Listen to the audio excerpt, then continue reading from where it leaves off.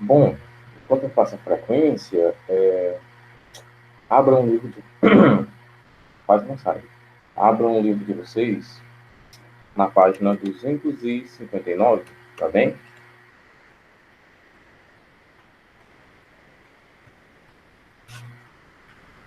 Bom, estou bem. Espero que todo mundo esteja bem também. Exatamente, viu, Pablo? Geografia, tá? Página 259.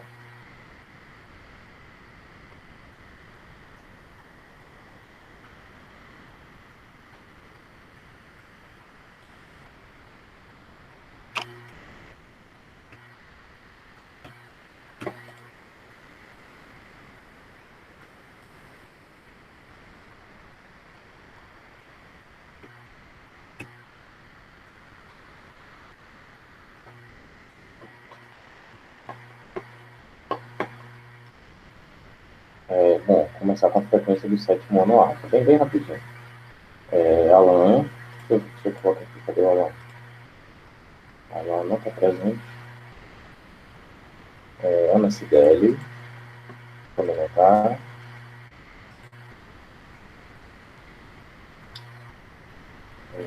Ana Gabriele, está presente.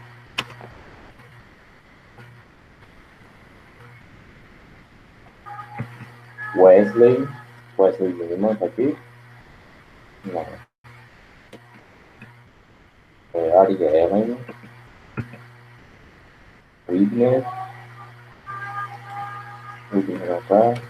Gabriel, Giovana, Isabela F está presente. João Mariano está presente? João Mariano parece que não. Rogério Filho. Rogério Filho está presente. Julia Nobre também está presente. Lara Isabelle está presente? Lara Isabelle. Não? Larissa Souza está presente. Maria Barreto também. Maria Clara se encontra? Parece que não.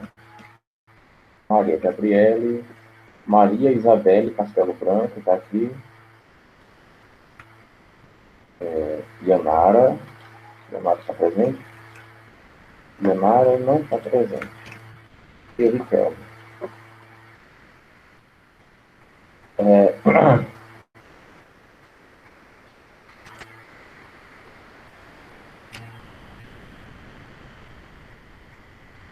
Sétimo ano B. Biel. Beatriz Oliveira está presente. Beatriz Rodrigues também. Cecília está presente? Geislânia. Patrícia.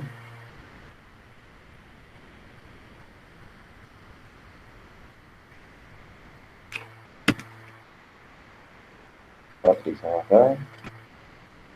A Bernadette está presente. O Diego. Laís também está presente. Pablo, Raíssa. Walter também está presente. E o Paulo também está presente. Pronto. Rapidinho, né?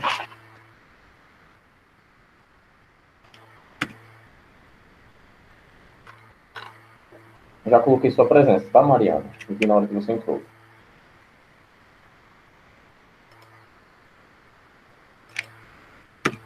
Bom, a primeira questão da página 259 é a questão número 11, certo? Livro de Geografia, tá? Para quem chegou agora, página 259. O agronegócio envolve operações desde as pesquisas científicas relacionadas ao setor até a comercialização dos produtos, determinando uma cadeia produtiva entrelaçada e interdependente. Pode-se acrescentar quais outras características ao agronegócio? Bem que essa daqui a gente já viu em sala, né?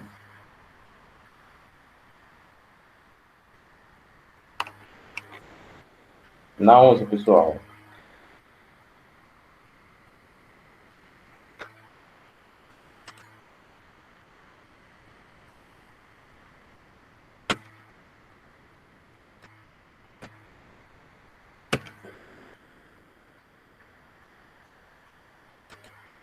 Letra C. Promove a concentração de terras e o desemprego no campo. Muito bem, letra C. 11ª questão, letra C, tá? 11C, página 259 do Cano, livro de Geografia.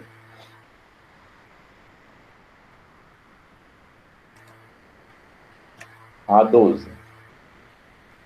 Situações como a descrita no texto, que segue, no caso, no texto que segue, têm sido muito comuns, pelo menos desde a década de 70, e estão relacionadas ao crescimento do campo brasileiro.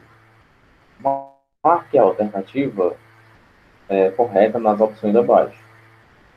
O grupo móvel do Ministério do Trabalho encontrou 421 trabalhadores em condições consideradas degradantes, em Quirinópolis, no sul do estado de Goiás. O Ministério do Trabalho diz ter resgatado os trabalhadores originários na maioria de outros estados. Eles atuavam no plantio e corte de cana-de-açúcar, em frentes de trabalho da empresa agropecuária Campo Alto, sociedade anônima dirigida por um conselho da única União da Indústria de Cana-de-Açúcar. A alternativa que vocês marcaram. A prática de arrendamento capitalista por cooperativas de trabalho. Chegou perto.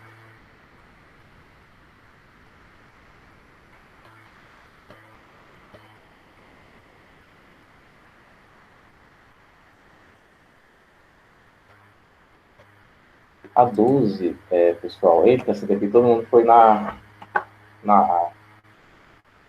Menos o Pablo, foi na E, né? Peraí.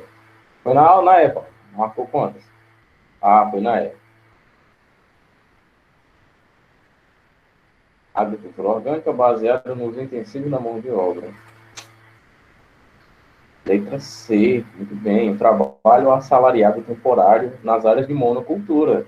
Monocultura, só uma coisa é cultivada lá, que no caso é a cana-de-açúcar.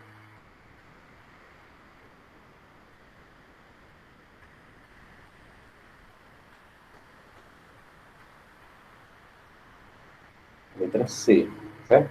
12, letra C.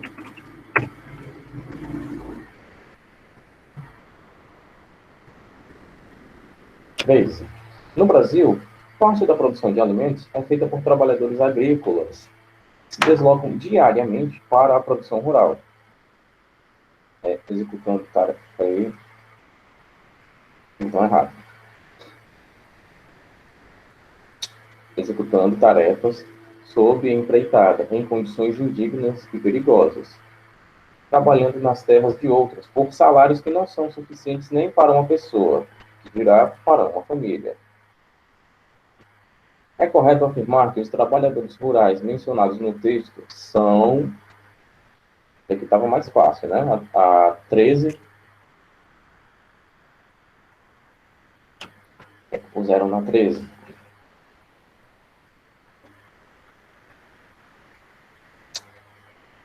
Décima terceira questão, pessoal. Arrendatários, pois pagam pelo uso das terras? Não, totalmente o contrário. Não, gente.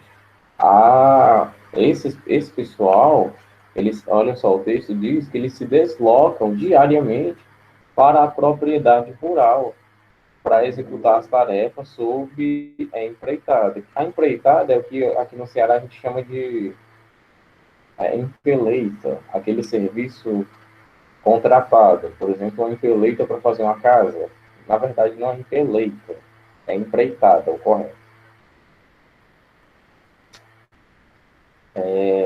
No caso, ele não pode ser um arrendatário, porque a propriedade não é dele. Como é que a propriedade é dele? Ele arrendou, ele se desloca diariamente para lá, porque no texto dá a impressão de que o deslocamento é bem grande, certo?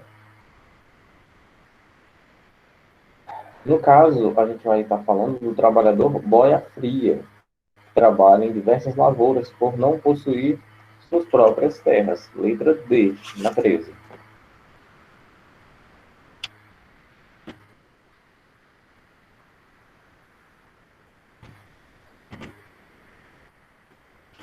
14ª. A criação de pastagens para a prática da pecuária nas regiões mencionadas tem como consequência, ou consequências, o que é que vocês marcaram na 14? Deixa eu ver.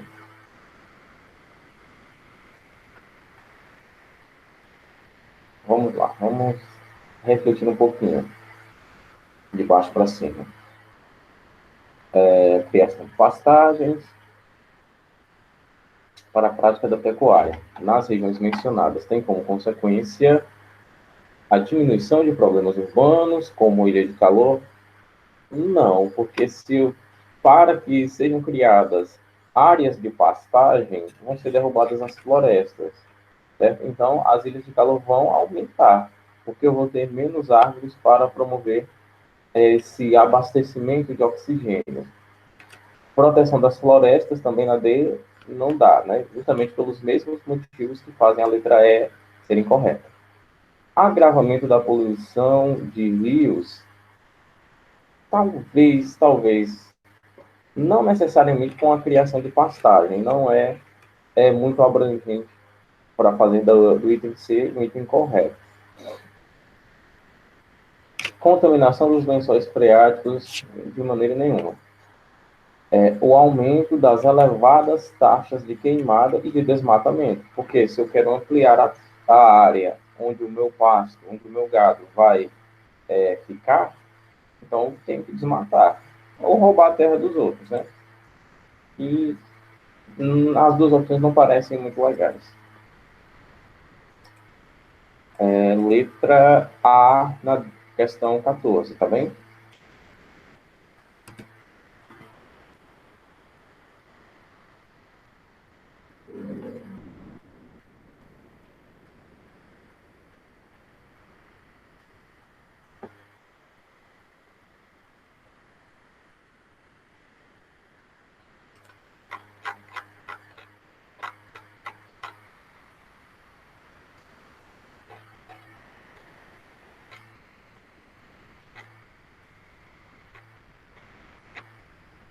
Agora vamos para 15.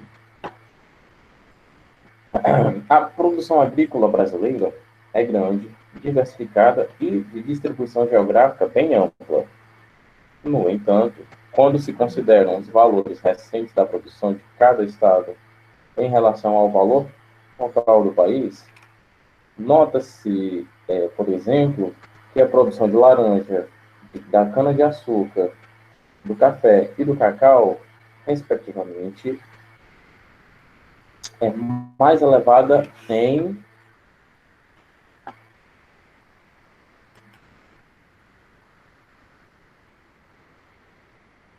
mais elevada onde, meus cavaleiros do zodíaco? B, onde é que vocês tiveram dúvida? Na A e na B, na A e na B, né?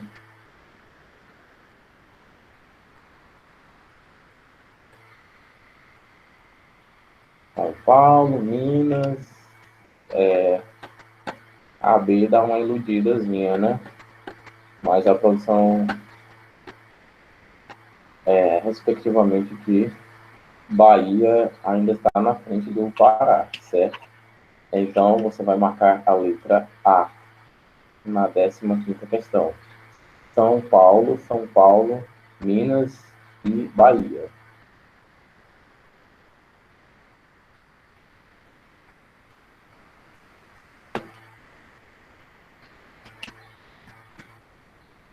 É porque a 15ª questão, né, já que é respectivamente, então é na ordem.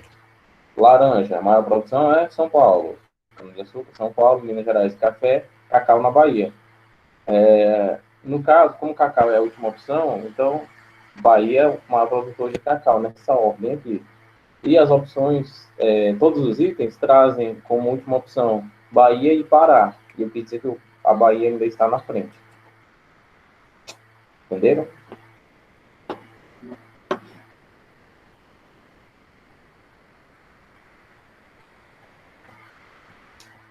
Décima sexta questão e última.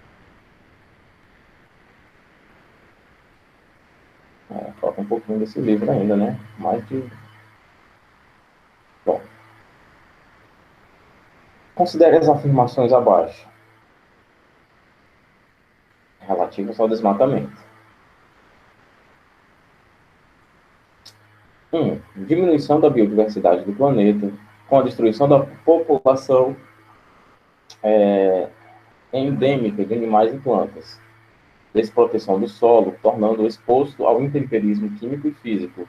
Alteração no índice pluviométrico, ao impedir que a umidade retorne para a atmosfera por meio da transpiração das árvores. Todas estão corretas? Só a 1, só a 1 e a 2, só a 2 e a 3, só a 1 e a 3. E aí? Marcaram o que na 16?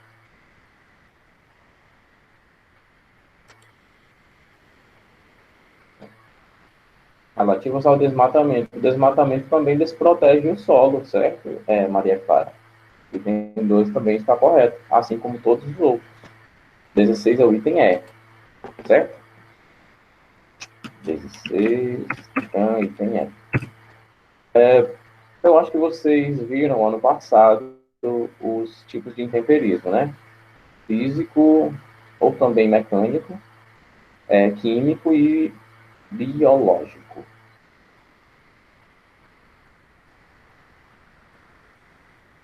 Que no caso é o que diz no item 2. Aqui na Record.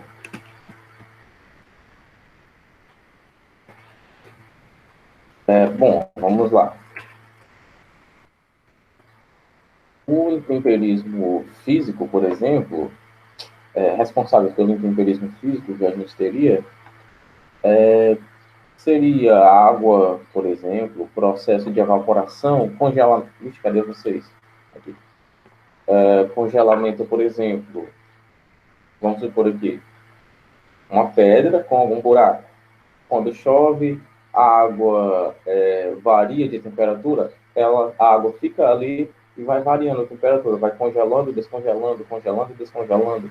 Essa condição de intemperismo pode acabar rachando, quebrando aquela rocha.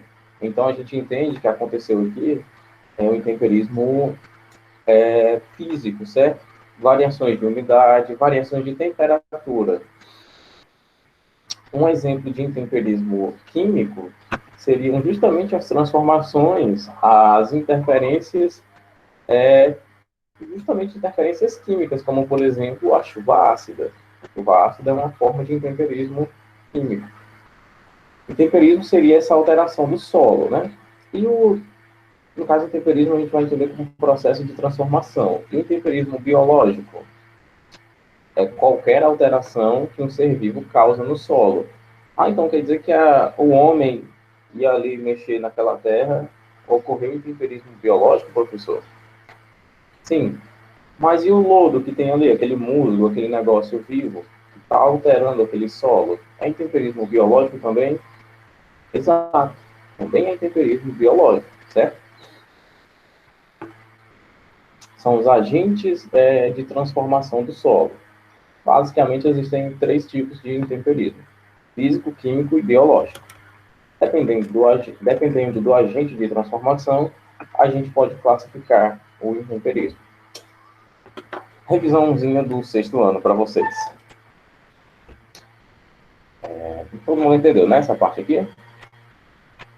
Agora a gente vai para o capítulo 10. Espaço brasileiro, sua diversidade.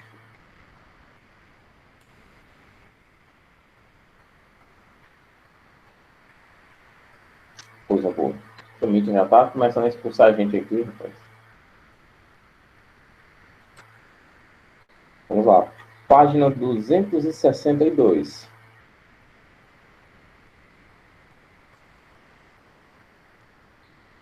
Características gerais do espaço natural brasileiro.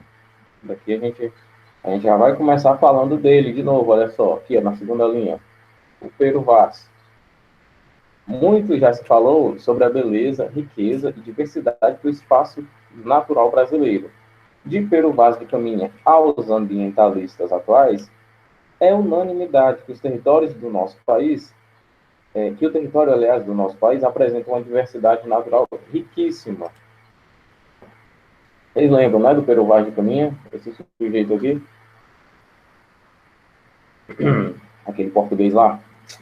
Um relevo de múltiplas feições que vão desde regiões rebaixadas até picos acima de 1.000 metros de altitude. Tudo bem, Beatriz, tudo bem. Uma climatologia que apresenta como características predominantes as temperaturas elevadas, nem me fale, meu querido, de temperatura elevada, pelo amor de Deus.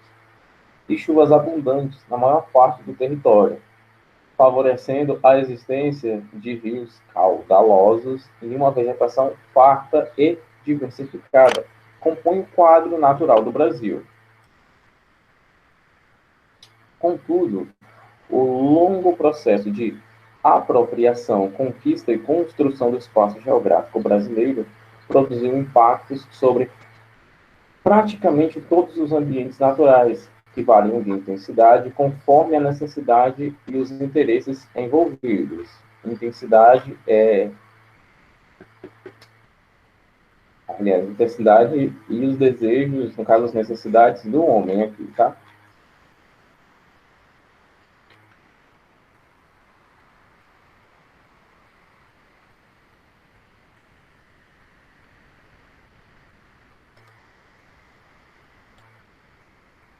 Bom, continuando. A calma, geo... a calma geológica do território brasileiro. Segundo estudos geológicos, o território brasileiro apresenta uma extraordinária calma tectônica, pois não é atingido por grandes abalos sísmicos ou atividades vulcânicas. Eu ouvi um amém? Essa calma geológica é explicada pela antiguidade de formação de nosso território e por seu posicionamento na placa sul-americana.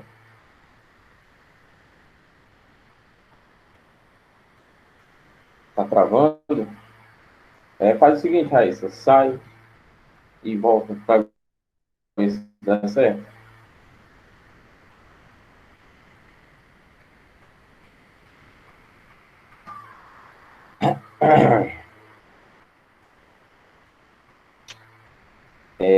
Bom, esse nosso mapa aqui ele é basicamente autoexplicativo. Esse mapa da página 263, aqui no comecinho. Deixa eu ver. Tá tudo mudado. Vamos lá. Esse mapinha aqui que vocês estão vendo na página 263, essas marcações de cinza são os limites das placas tectônicas. Deixa eu apresentar aqui para vocês.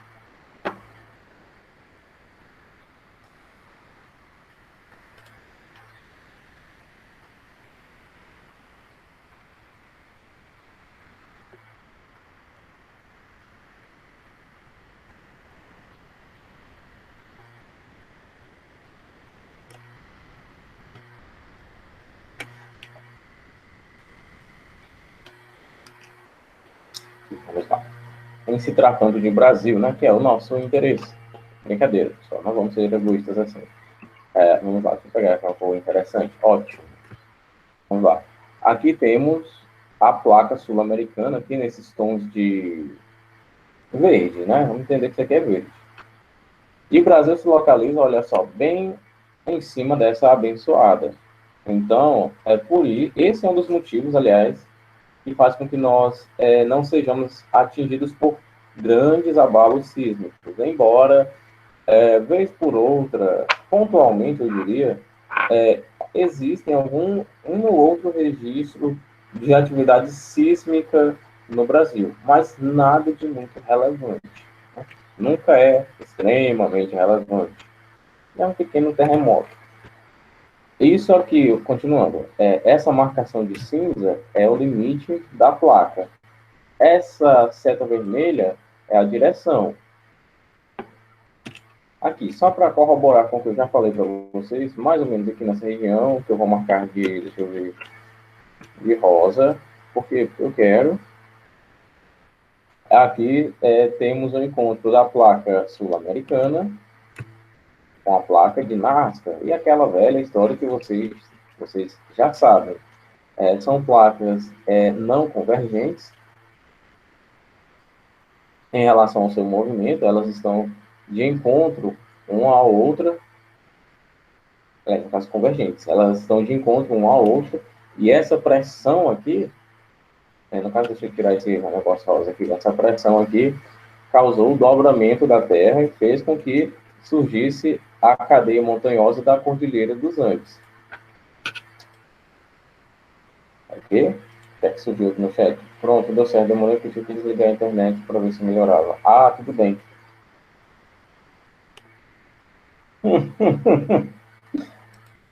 Bom, eu estava só falando, Raíssa, aqui na página 263, deixa eu mostrar aqui de novo.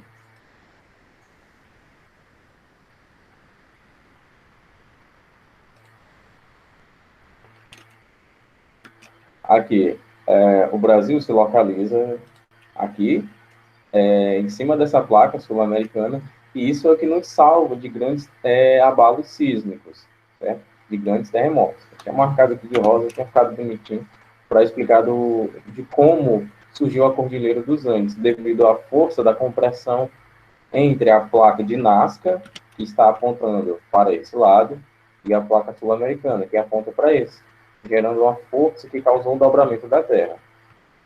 E é esse mesmo fenômeno que, aliás, é o contrário desse fenômeno que faz com que aqui, na região do Japão, seja palco de grandes terremotos, porque basicamente ele se encontra no encontro de, aliás, ele se encontra bem acima da fronteira de 3 placas tectônicas. Aí é brincadeira, né? Qualquer abalo sísmico que ocorra entre uma placa e outra vai ter grandes consequências.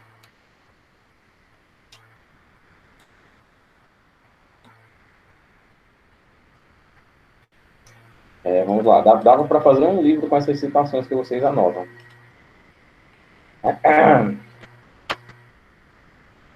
Citações de uma quarentena. Olha aí, já tem até o título da obra.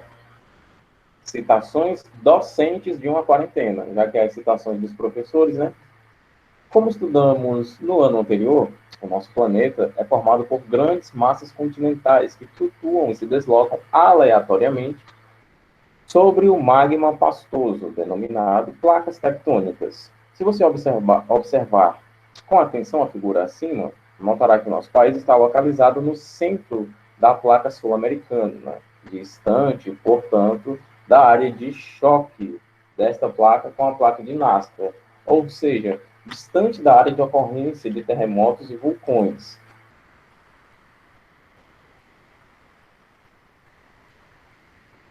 Por outro lado, o nosso território começou a ser formado ao longo das eras Arqueozoica e Proterozoica.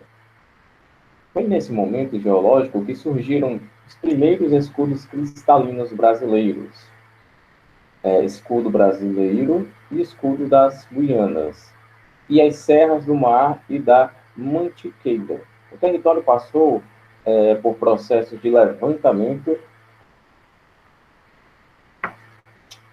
e rebaixamento ao longo das outras eras, terminando por desgastar-se em virtude da ação de agentes erosivos.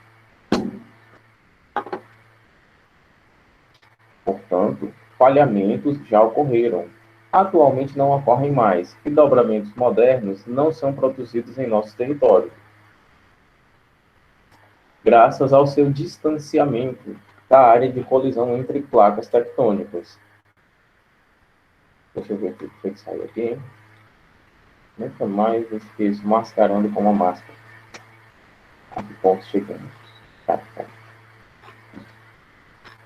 Que demais. Por outro lado, o nosso território começou... Não, pera. É aqui embaixo, né? Aqui no finalzinho, na penúltima linha. Nossos dobramentos são antigos, produzidos aproximadamente há 700 milhões de anos. Contudo, devemos destacar que o território brasileiro não está totalmente imune a tremores de terra. Com certeza, algumas vezes, você já foi pego de surpresa pela televisão, que noticiou de forma bastante assustada um tremor de terra em algum ponto do Brasil. Esse assombro não devia ocorrer, pois nosso país pode apresentar, como qualquer outro lugar do planeta, pequenos terremotos em virtude do assentamento de falhas ou do dobramento do teto de cavernas subterrâneas. Como a gente pode ver aqui, no começo da página 264, a gente tem um falhamento normal. Por conta da força da ação de placas tectônicas, a Terra dobra e, vamos dizer que quando ela chega no limite da elasticidade da Terra, já que ela dobrou e provavelmente criou montanhas, ela quebrou. Quando a Terra quebrou, ou seja, chegou no limite de elasticidade, ela falha. É aí que ocorre o falhamento.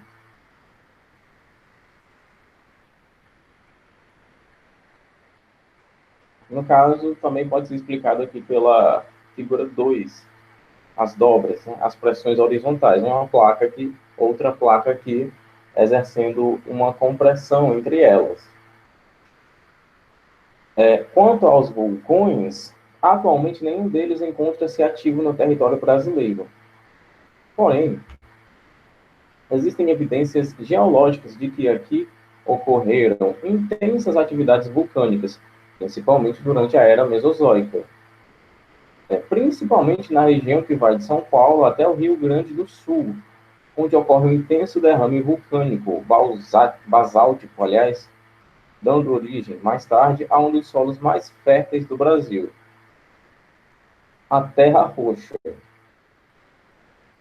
Outras manifestações recentes, mais recentes, aliás, ocorreram no final da Era Mesozoica e no início da Era Cenozoica Terciária, apresentando como resultado a formação de ilhas oceânicas brasileiras, como os arquipélagos de Fernando de Noronha, Trindade e Martim Vaz.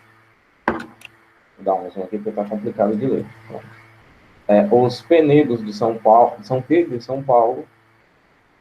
E nesse mesmo período, essas manifestações também foram muito intensas no território brasileiro, nas seguintes áreas brasileiras: Poços de Caldas e Araxá, em Minas Gerais, São Sebastião e Jacupiranga, em São Paulo,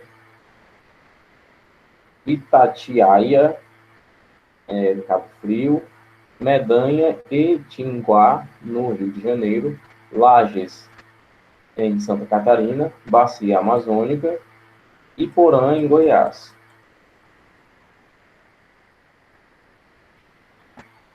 As altitudes do relevo brasileiro. Essa daqui talvez não dê tempo. Se fôssemos descrever o relevo brasileiro como descrevemos o indivíduo, diríamos que ele é velho, baixo e tranquilo. Traduzindo geológica e geomorfologicamente, morfologia é o estudo da forma, certo? Sempre que você vê morfologia, lembre-se que estamos estudando a forma. Por exemplo, na geografia, a morfologia do relevo, a forma do relevo. Em língua portuguesa, a morfologia da linguística seria a forma das palavras, certo? Morfologia se refere à forma. Geomorfologicamente, o relevo brasileiro é velho, uma vez que começou a ser formado em eras geológicas muito antigas, baixo por causa do grande período de exposição aos agentes da erosão, resultando em altitudes modestas em relação a outras áreas da crosta, e tranquilo, pois praticamente inexistem atividades geológicas internas, vulcanismos, dobramentos e grandes abalos sísmicos. A gente encerra aqui na página 265 e a gente retoma na quinta-feira com a página 266.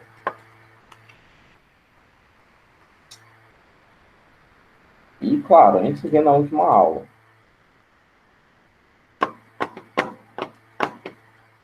Não, Raíssa, não que eu saiba. Me deixe nervoso não, pelo amor de Deus.